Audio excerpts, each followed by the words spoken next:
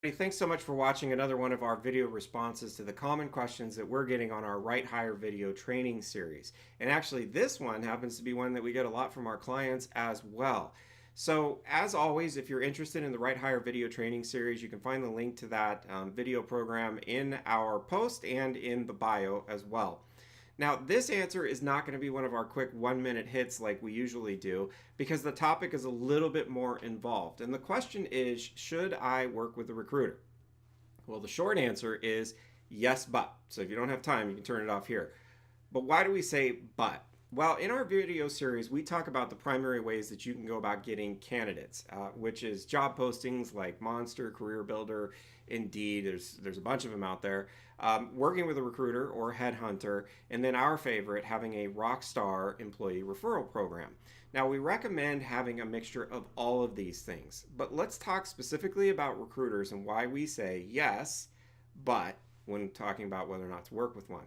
Now, like anything, not all recruiters are created equal. As a very good recruiting partner of ours said, there is absolutely no barrier to entry to becoming a recruiter. And what does that mean? Well, you're probably familiar with that term. It means you don't have to have a license. There's no certification process, no special education that you have to go through in order to hang up your shingle and call yourself a recruiter.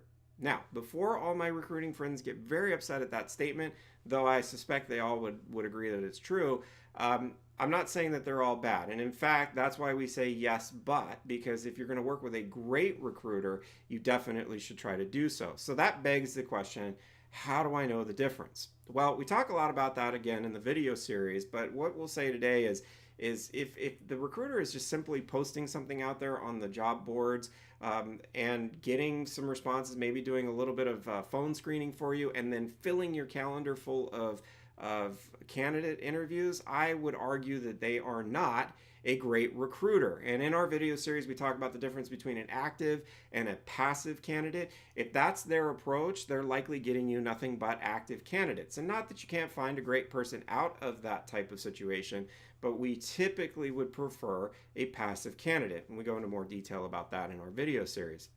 So what do you want? Well, you want your recruiter to work with you and talk through the traits that you're looking for, specific skills, all the things that are important to success in that role. Now, if you've watched the video series, you know that we go through all of these things and have a documented process by which you're going to really outline everything that's important for success in that role. You're going to think about prior people you've worked with, and you're going to build this profile and do all this work. You want your recruiter out there looking for people like that. Then what they're going to do is go out there and not just look for people who are sending them resumes, but in fact look for people who maybe haven't updated their resume in 2 years because they're happy at their current job, but they're a perfect fit for what you're looking for.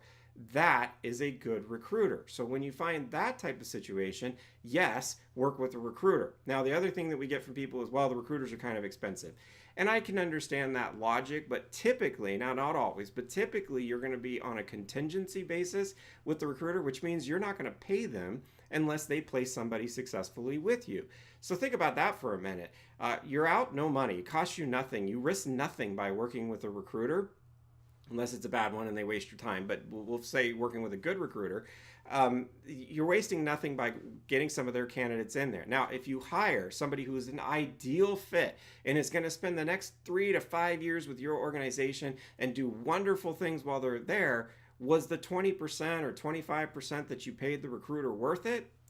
I would argue it was, because it saved you a lot of time in trying to go out there and find somebody. And as we talk about in the video series, it's not only time involved, but you may not even have access to those people or know even where to look.